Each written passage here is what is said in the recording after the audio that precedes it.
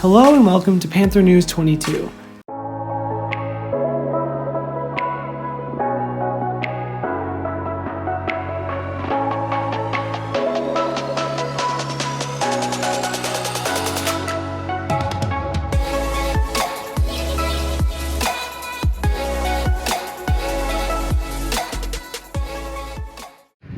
For our first story, we have Toby Archibald and Lauren Sherris talking about how coronavirus is affecting the BHS band department. The Beverly High School Band. Typically, band students gather together to perform in football games, concerts, and events, enjoying live music being the main goal. Today, BHS band and ensemble students must pertain to COVID guidelines, holding classes online. Today, we had the opportunity to talk to trumpet player and vice president of the band, Eli Younger. We asked him what the biggest challenge of performing online was. Well, of course, the biggest thing is being online, which is the biggest challenge for everyone. I don't think there's any exception to that. I'd say it's definitely more difficult to adapt to band because in other classes, you've definitely had experience talking with someone else on the other side of a screen before or hearing someone talk to you. But for band, playing an instrument in where you're used to playing in a band setting versus playing completely by yourself is way different than anything that's ever been done. So I think the biggest challenge is trying to play as if you were part of a bigger group while you're sitting by yourself alone in a room, because a lot of issues come up and you never get to hear anyone else's part except for a couple times when your band director puts all this stuff together. We then asked Eli to give us a day in the life of an online band member. Every day, everyone logs in, no matter what cohort you are, at 8:15 on your computer. And from there, it's usually a couple minutes making sure everyone gets in. We do some warm-ups. We'll get to announcements and news and stuff like that. And then at 8:15, whoever the cohort that has to go into school is, they leave so they can get ready to go to school. And then everyone else, the other two cohorts, stay and they work on other stuff. We wondered how COVID regulations would affect the Beverly Band in the coming years. A lot of it's really hard because a lot of instruments are very kind of germy like that because a lot of spit, a lot of air comes out. It's still very risky even since the Mass Department of Health lifted their regulations. I think it depends how this year goes, honestly, because there's a lot of things in high school that you just don't have in middle school, especially marching band. If we are able as a music department, vocal, strings, whatever, to put out music and kind of show we're actually making something, we can show that we're still gonna make something and we're still gonna do something with our time. With hope for the BHS band in the future, the department welcomes all new players to join. Next, we will get to hear from the students about how they feel about the health concerns of going to school.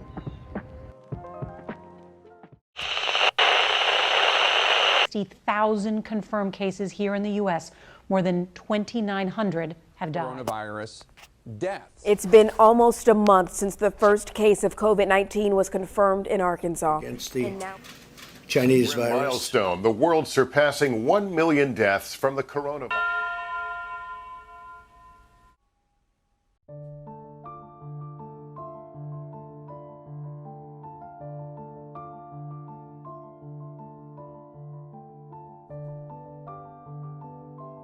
Comfortable being at BHS.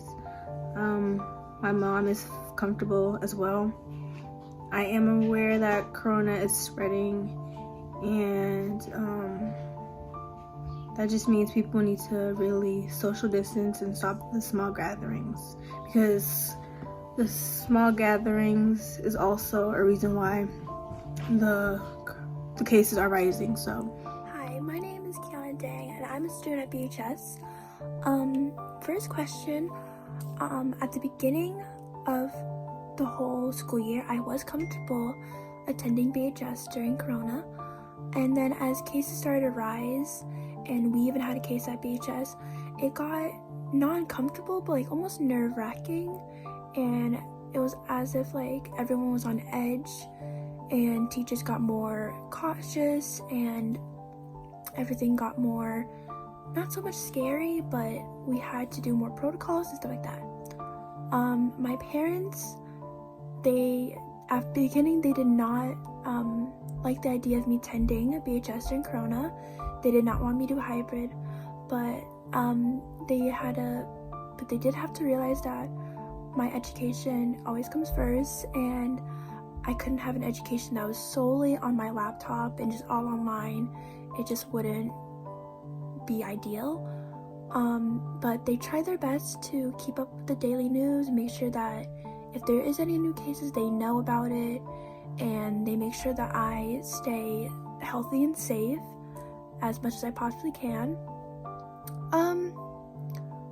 Personally, me, I do understand that we are in a red zone now, and I think as long as everyone stays socially distanced, wears their mask, washes their hands, and doesn't gather in big groups, then we can hopefully slow down Corona and make sure we can stay as hybrid for as long as possible. I'm not okay with being at BHS during a pandemic or this pandemic because I'm at risk and it is very contagious. A huge virus, and I surround myself with elderly people and they're mostly at risk. And my parents aren't okay with it. They think that it should be canceled because Beverly's at its highest and at its peak right now. And I'm aware that it's on. I'm concerned because my friends could be at risk and the people I live with are at risk, and I am too. Next, Charlie George will talk to the students of BHS about how they feel about switching from remote to hybrid learning. Amidst the coronavirus epidemic, something a lot of teens were unprepared for was the start of school. At Beverly High, students were preparing to begin full remote learning before it was suddenly announced that we would begin doing hybrid learning. I talked to fellow student Emma Matos about her thoughts on this surprising change. What were your thoughts when you heard that we were going to start hybrid schooling? When I found out that our school was starting hybrid, I was pretty excited but also kind of nervous at the same time. Like, I was excited for the social interaction and going somewhere other than my job or my house, but I also don't want to get sick, so it was mixed feelings. Do you still feel the same way now that we've been in school? I still kind of feel the same. You know, it's good to be in another location, but it's still pretty scary to be out with other people not knowing what they're doing on their free time or who they're with. When would you have wanted hybrid to start, if at all? I feel like they should have started it later. We should have had hybrid when stuff had calmed down more. I feel like when there were less cases, not only in Beverly, but in like Salem and Danvers and Peabody and surrounding towns. Would you rather still be in remote all the time? I actually really hate the remote setting, so I would not want to be remote all the time. As a student, how do you think that the school's doing in terms of safety? I think that our school is actually doing pretty good in terms of safety, because like they've got all the hallways one directions and certain stairwells so that people aren't mixing and everything, and they clean all the desks. I think they're doing a pretty good job at our school. Is there anything that you would change about how they're handling it? I don't think there's anything that I would change about how they're handling it. I think it's okay. Next, Leah Whitehair will be talking to the soccer team about how entering back into the red zone is affecting their team in winter sports.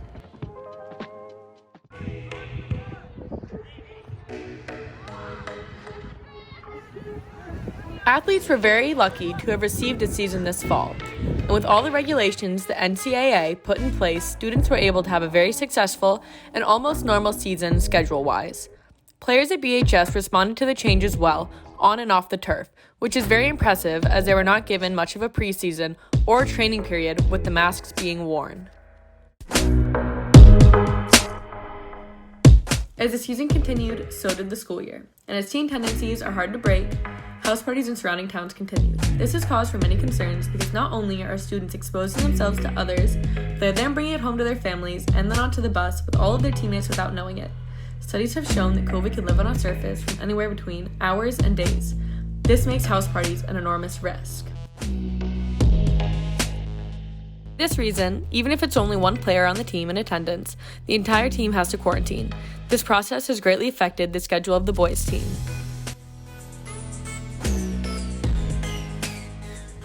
While both the girls and boys soccer team lost a game against Winthrop, the boys team also had their Peabody, Marblehead, and Masco games postponed as schools quarantined their teams for 2 weeks due to these large indoor gatherings. Unfortunately, if a town stays in the red zone for longer than 3 weeks, they are forced to cancel athletics. This is seen as Winthrop, North Andover, Marblehead, Danvers, and Peabody fight to protect their seasons. Do you think the NCAA responded well to the pandemic with the rules and scheduling they put in place? Yeah. Some of the rules are kind of dumb, but like wearing a mask, I guess that's like normal now. Do you believe more could have been done to protect your season? Like the school couldn't really have done anything else because we don't have like daily testing or anything like that, so no, I'd say no. Scheduling wise, do you think that you were given enough games and practices with the team? Yeah. Do you resent players of other teams who attended these parties and jeopardized your games and their own seasons? Yes, because when it came time to play against them, our team was at risk, even if we weren't attending parties.